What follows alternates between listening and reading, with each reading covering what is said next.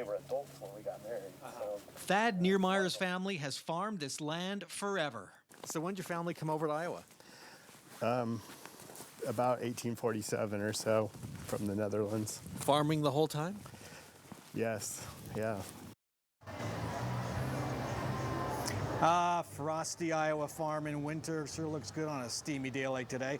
I covered the 2020 Iowa Democratic caucuses and traveled around the state to talk to voters.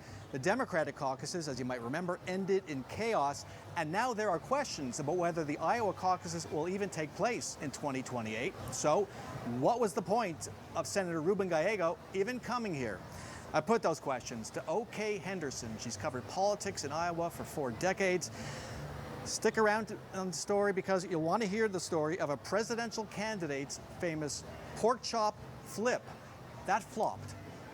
We're heading to the state fair in a few minutes.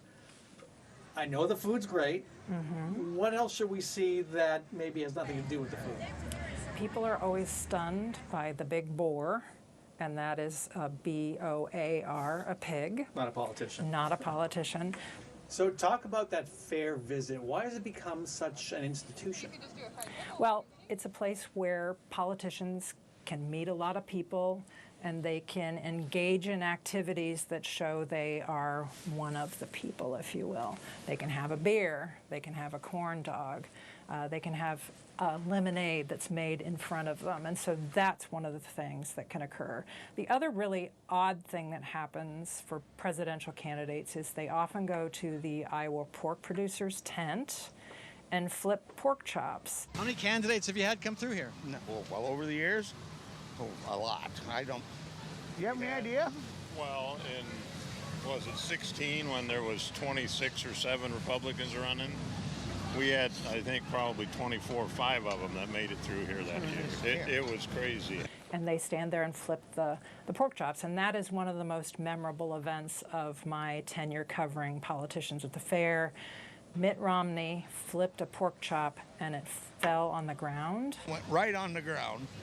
And he reached down and he goes, there's a 5-second roll with his spatula. And I'm like, you can't do that. I was standing right by him. You can't do that. Everyone around was saying, no. And what did you do with the chop? He put it back on the grill, and I stuck my arm in there and grabbed that hot whatever right between him and his wife. I just reached right in and grabbed that goddamn thing, or darn thing, and I threw it over on the side. It was kind of an interesting moment. You guys make or break presidents. You know? I'm not sure about that. I'm not sure about that. So for an ambitious politician who might be thinking of running for the presidency, does it become kind of it's a stage, but also is it kind of a catapult? It can be. And they also see that Iowa Democrats might indeed have caucuses first in the nation in 2028.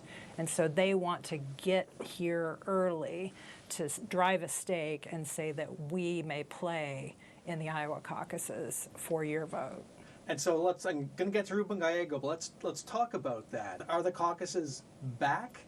Well, the caucuses on the Republican side are going to happen, so there will be Republican candidates, and there already have been potential candidates coming to Iowa to visit with Iowa Republicans because they will have caucuses. And Iowa Democrats don't want the playing field to just be about presidential politics on the Republican side. So you have prominent Democrats. The new House Majority Leader in the Iowa legislature has said, let's have the caucuses first. If the Democratic National Committee doesn't sanction them, we don't care. We're going to have them first. So this will matter. Iowa will matter in 28. It always matters to be a competitor and, in fact, a winner on the very first stage of the presidential nominating season. And so here comes Ruben Gallego. He's been in the Senate just 8 months. Probably not a household name here in Iowa. What does he stand to gain from showing up for a day? Well, he's probably looked at the Barack Obama playbook. He did not wait his turn. He was told by some people it wasn't his time to run. And that's what happened in the Iowa caucuses. He won the caucuses. And so when he shows up, many of them probably won't recognize him. And that is the case with many people. There was an incident in which a presidential candidate in 2020 was sitting visiting with some fairgoers, and they had no idea that this person was a presidential candidate. And who was it? It was Buttigieg. And Pete won. And Pete won the 2020 caucuses. And they had no idea. And Pete, by the way, has been back to Iowa and had a very large crowd at a gathering in Cedar Rapids this spring. So he is among the people who might like a second shot at a caucus victory in 2028. And so folks back in Arizona are saying, come on, what's Ruben Gallego doing? He's barely been in the Senate, 2.5 years to go, but he's not alone.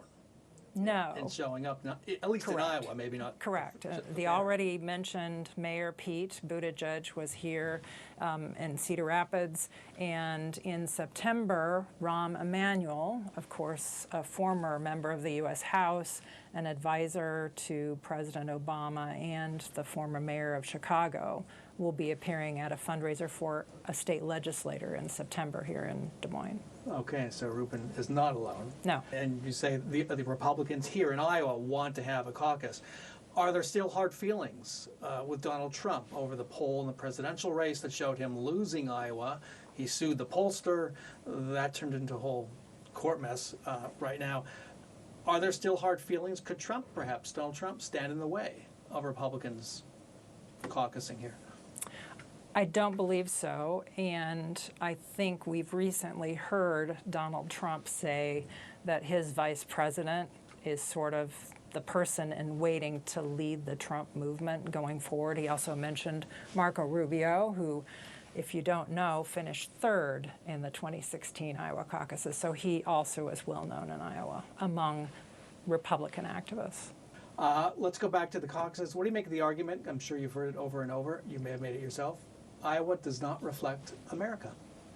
The Iowa Republican Party chair, who is adamantly in favor of Democrats also having caucuses on the first go-round, makes the point that Iowa caucuses are not meant to anoint a presidential candidate. They're meant to weed out the competition. And often it's said that there are 3 tickets out of Iowa: winner, place, show.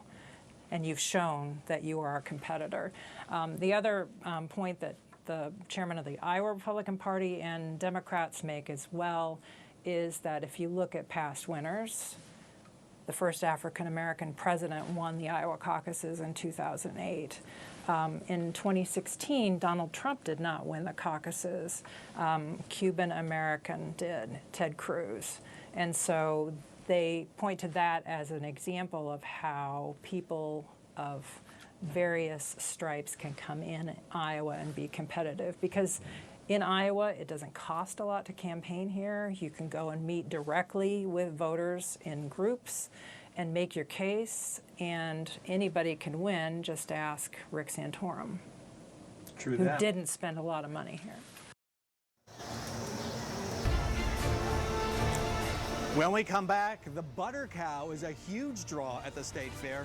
You'll meet the school teacher who sculpted it for decades.